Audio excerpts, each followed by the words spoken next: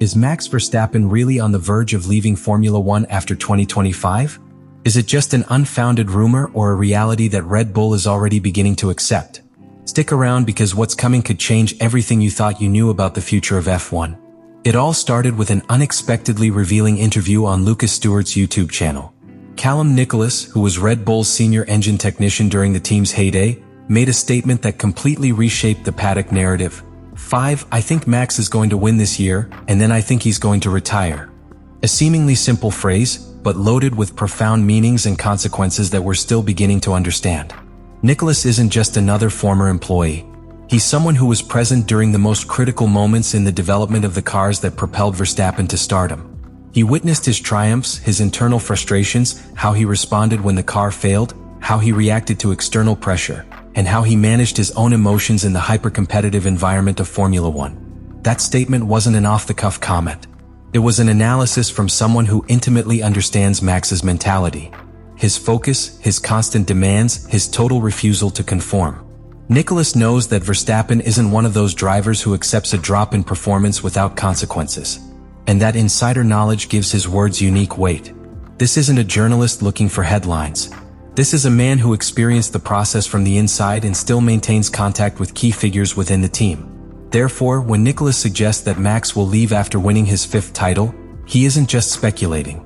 He's expressing a possibility that Red Bull already fears and that Verstappen's entourage isn't ruling out. What's most disturbing is the timing of this prediction. Just as Red Bull faces its biggest crisis since regaining prominence in 2021. This season, more than any other, has exposed the Austrian team's weaknesses, both technical and structural. In that context, the possibility that Verstappen sees 2025 as his last dance takes on chilling plausibility. And if we consider that these types of decisions for figures of Max's caliber are rarely announced abruptly and are usually quietly brewing for months, what Nicholas has done is give voice to an internal process that may already be underway. His comment also serves as a catalyst to reconsider how we view Verstappen. For years, he has been the undisputed leader, the invincible champion, the one who showed no signs of weakness. But now we see him publicly questioning his team, frustrated by the car, punished by penalties, and most importantly, seemingly exhausted. Not just physically or technically, emotionally exhausted. And when an elite driver begins to experience that deep emotional fatigue, retirement ceases to be a distant thought and becomes a logical next step. For all that, what Callum Nicholas said can no longer be ignored. It's a sign, an indication, an early warning that forces us to look beyond the points, beyond the poles, beyond the podiums. What's at stake now is Verstappen's legacy. And perhaps, just perhaps, his final chapter has already begun to be written. The 2025 season has been an uncomfortable revelation for Max Verstappen and all of Red Bull Racing. Accustomed to dominating the championship with a near-perfect blend of technical efficiency, strategic decisions, and driving talent, this time the story has taken a radical turn. For the first time since his era of supremacy began in 2021, Verstappen finds himself in a fragile position, surrounded by uncertainty, trapped in a context that offers him no guarantees either inside or outside the car. From the first races, the signs that something wasn't working were evident. The RB21, a car that promised to evolve on the winning foundation of its predecessors, has become a vehicle with erratic behavior. Its performance window is so narrow that any deviation in temperature, setup, or tire pressure takes it out of contention against rivals like McLaren or even Mercedes. Verstappen, who for years set an impossible-to-match race pace, is now fighting to stay on the podium. His 3rd position in the championship with 137 points after 9 rounds is worrying not only because of his position, but also because of the way he got there. 2 isolated wins, mediocre performances, a 10th place in Spain, and statements that reflect a loss of faith in the team's technical project. But the environment that has hit Max hardest this year isn't just the technical one. It's also the regulatory one. With 11 penalty points on his super license, he's just 1 point away from an automatic suspension. It's an unprecedented situation for an active world champion, and it adds enormous psychological pressure to every maneuver, every defense, every overtake.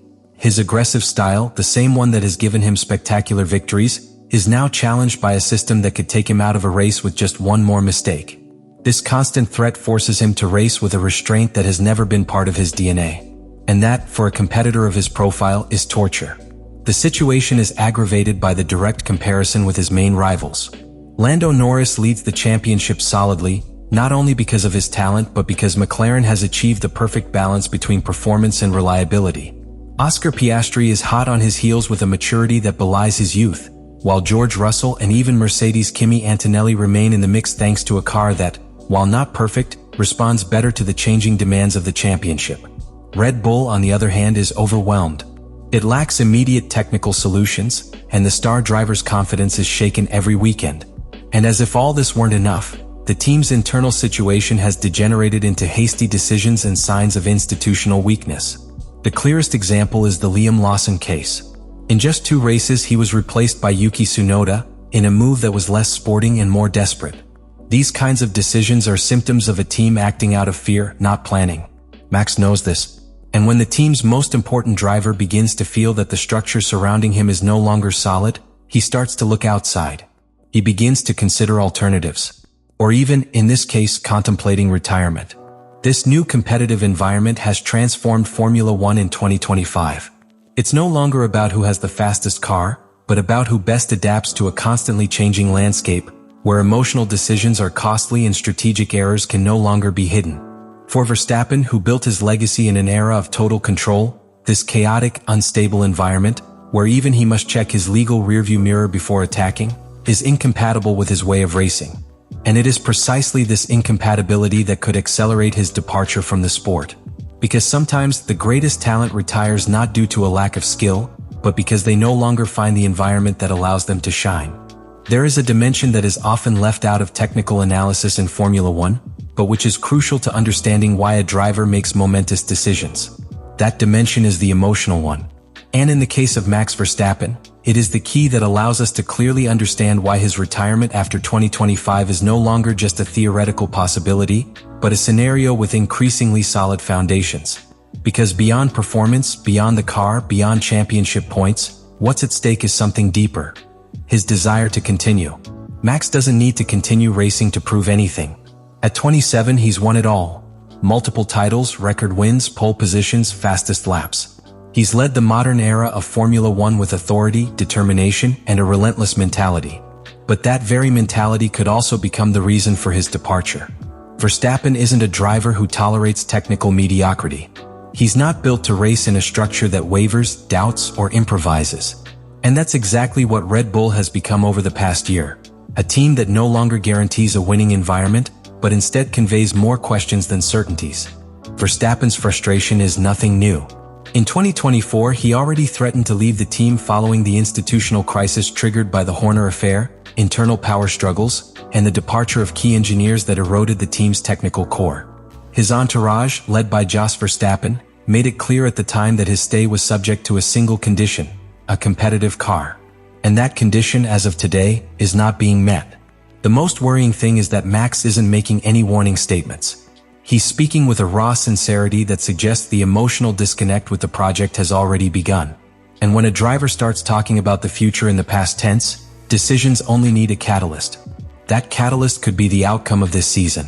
If Verstappen wins his 5th world title, as Callum Nicholas predicts, there is no moral, contractual, or competitive obligation holding him back. On the contrary, retiring at the top would allow him to build a perfect legacy narrative, closing his story with complete control, something few champions have been able to do. And if, on the other hand, he doesn't win the championship, the accumulated emotional toll could be enough to call it quits. Because for someone like Max, continuing to compete without the clear goal of winning is simply inconceivable. What also needs to be considered is the emotional environment outside the paddock. Max has spoken on several occasions about his interest in other series, his desire to explore new challenges without the oppressive burden of the endless Formula One calendar. His personal life, new interests, and constant pressure also weigh heavily. For a driver who has been immersed in F1 since his teens, the desire to regain control over his time, his mental health, and his life trajectory can be as powerful as the longing for a 6th title. The case of Max Verstappen in 2025 isn't simply a story about a driver going through a rough patch. It's a complex narrative fraught with tension, expectation, and momentous decisions that could mark a turning point in the contemporary history of Formula One. We've seen many champions face the passage of time, pressure, and technical cycles that are running out. But what makes this moment so unique is that, unlike others, Verstappen isn't being defeated by age or a lack of talent.